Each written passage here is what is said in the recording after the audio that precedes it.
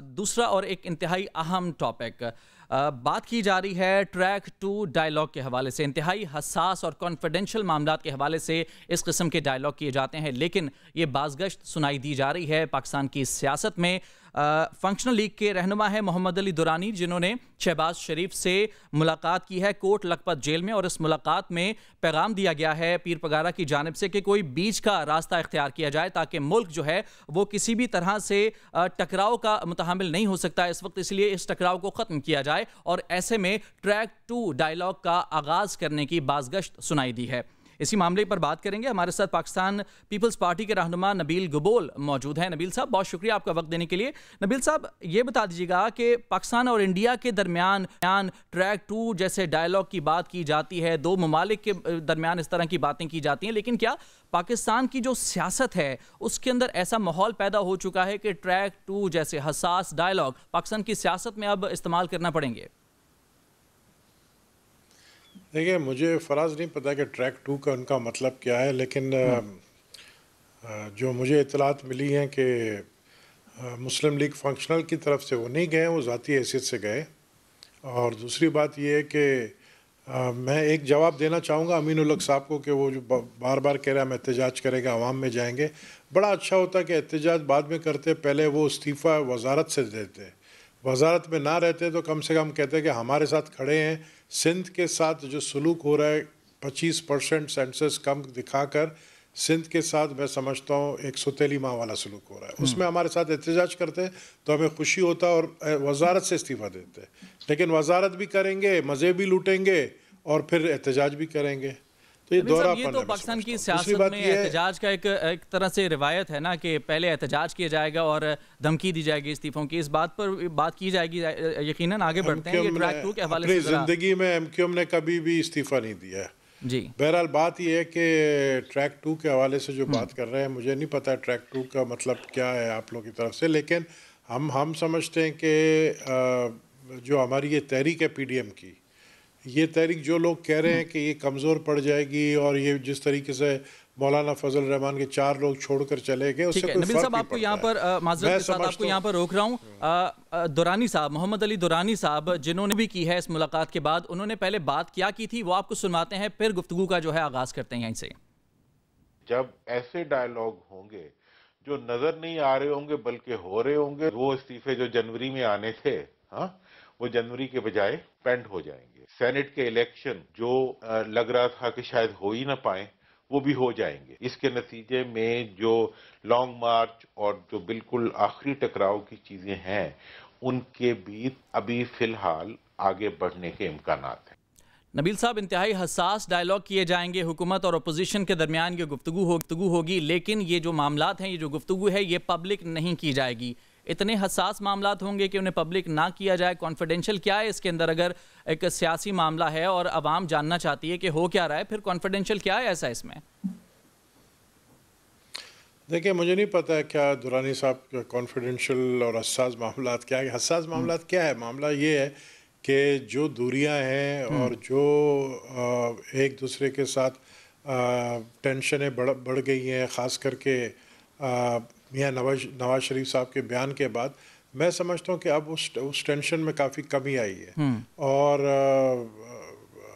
کیونکہ P D M میں صرف مسلم لیگ نون نہیں ہے، دوسری جماعتیں بھی ہیں جو میاں نواز شریف صاحب کو سمجھانے کی کوشش کرتے ہیں کہ اپنی سپیچ میں جب بھی پبلک سپیچ کرے تو وہ پھر اداروں کا نام نہ لیا کرے. اور اسی طریقے سے پھر اداروں کی طرف سے بھی اچھی رسپانس آئی ہے. میں سمجھ رہا ہوں برف پگھل رہا ہے، اور جو پہلے ٹینشن تھا آج سے 1 مہینہ پہلے، اس میں کمی آ رہی ہے اور بتدریج کمی آتی رہے گی، جو مجھے نظر آ رہا ہے. اور میں سمجھتا ہوں کہ لانگ مارچ کے بعد جو دھرنے کا پروگرام ہے، دھرنے سے پہلے کوئی نہ کوئی اچھا رزلٹ نکل کر آئے گا. نبیل صاحب، آپ کا یہ کہنا ہے کہ آپ کو یہ لگتا ہے کہ معاملات میں کچھ نرمی آ رہی ہے. ذرا نون لیگ کا بھی موقف اس پر جان لیتے ہیں. جاوید لطیف صاحب ہمارے ساتھ موجود ہیں. جاوید صاحب، کیا معاملات میں کچھ نرمی آ رہی ہے؟ کیا یہ ڈائیلاگ، یہ جو ٹریک 2 ہے، یہ کسی طرح کا NRO کہا جا سکتا ہے اسے؟ کیونکہ اس NRO کے تحت یا پھر اس ٹریک 2 کے تحت جو ہے میاں شہباز شریف صاحب کی رہائی کا بھی مطالبہ کیا گیا ہے. آپ کیا سمجھتے ہیں کہ اگر یہ ٹریک 2 معاملات، یہ مذاکرات ہو جاتے ہیں تو یہ جو اپوزیشن ہے یہ سڑکوں سے اٹھ کر پھر پارلیمنٹ میں آ جائے گی؟ فراز، پہلی بات تو یہ ہے کہ یہ ساری کیا سرائیاں ہیں. کوئی ٹریک 2 اس کو کہہ دے، کوئی ٹریک 3 اس کو کہہ دے، مگر بات سیدھی سی ہے کہ جو ٹریک 2 ڈائیلاگ کی بات کر رہے ہیں درانی صاحب، ان کا سیاسی بیک گراؤنڈ ضرور دیکھ لیا جائے.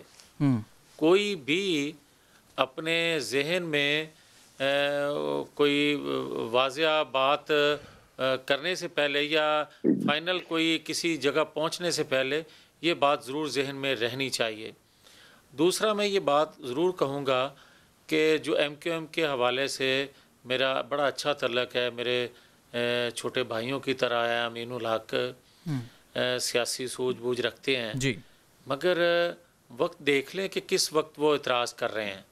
پھر آپ ان کے دیگر اتحادیوں کے حوالے سے، حکومت وقت کے جو ہیں ان کے حوالے سے بھی جو گفتگو آپ کو سنائی دے رہی ہے، کوئی زیادہ دے رہی ہے، کوئی کم دے رہی ہے، یہ بھی آپ ذہن میں رکھیں. تو نارمل حالات نہیں ہیں. یہ بات درست ہے کہ شاید مارچ سے پہلے کچھ مارچ ہو جائے.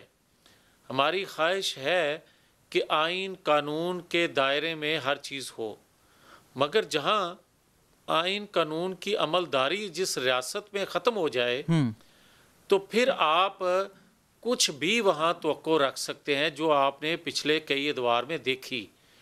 مگر یہ جو تحریک چل رہی ہے یہ فراز پیورلی کسی اشارے کے بغیر اور کسی کے جاوید صاحب اب سوال یہ ہے کہ جو مذاکرات کی بات کی جا رہی ہے، بیچ کا راستہ نکالنے کی بات کی جا رہی ہے، کچھ فیکٹس کی اگر بات کریں تو رانا ثناء اللہ صاحب نے بھی 23 مارچ کی تاریخ کا اعلان کیا ہے، اور اس کے علاوہ درانی صاحب نے یہ بھی کہا ہے کہ لندن میں ٹریک 2 مذاکرات کا آغاز پہلے ہی ہو چکا ہے، اور اس کے علاوہ شاہد خاقان عباسی صاحب کا نام بھی جو ہے ون ٹائم ECL سے نکالا جا چکا ہے. تو کیا ہونے کیا جا رہا ہے؟ کچھ معاملات بنتے دکھائی دے رہے ہیں؟ دیکھیں، جہاں تک رانا ثناء اللہ کے ٹائم فریم دینے کی بات ہے تو میں نہیں سمجھتا کہ PDM میں کوئی بھی جماعت اس پوزیشن میں ہے کہ وہ خود سے کوئی ایسی بات کہہ سکے، کوئی ٹائم فریم دے سکے. نہ میں دینے کی پوزیشن میں ہوں، نہ نبیل قبول صاحب دینے کی پوزیشن میں ہیں. یہ تو PDM کے پلیٹ فارم سے ہی فیصلہ ہوگا. اب دوسری بات جو آپ کہہ رہے ہیں کہ شاہد خاقان عباسی صاحب کا 2 ویک کے لیے ECL سے نام نکالا جانا، تو میں آپ سے سوال کر لیتا ہوں فراز جی، کہ پہلے جو ECL سے نام نکلا تھا نواز شریف صاحب کا بقول چیف ایگزیکٹو جو مسلط ہیں پاکستان کی قوم پر، وہ کہتے تھے مجھے ترس آ گیا تھا، مجھے ان کی ہیلتھ کے انسانی حوالے ہمدردی سے کی بنیاد پر یہ فیصلہ کیا تھا، ان کا یہ کہنا تھا. جی، یہ جو انسانی ہمدردی اس وقت جاگی تھی، اور میں سمجھتا ہوں کہ شاید پھر آج جو ہمدردی ان کو جاگی ہے، یا اس وقت وہ غلط کہہ رہے تھے یا آج غلط کہہ رہے ہیں. تو کئی چیزیں ایسی ہیں جو ان کے بس میں نہیں ہیں، جو ان کے اختیار میں نہیں ہیں. یہ بات بڑی سیدھی سی ہے کہ وہ نام کے چیف ایگزیکٹو ہیں، مگر عملاً پچھلے 7-8 ماہ سے وہ چیف ایگزیکٹو نہیں ہیں.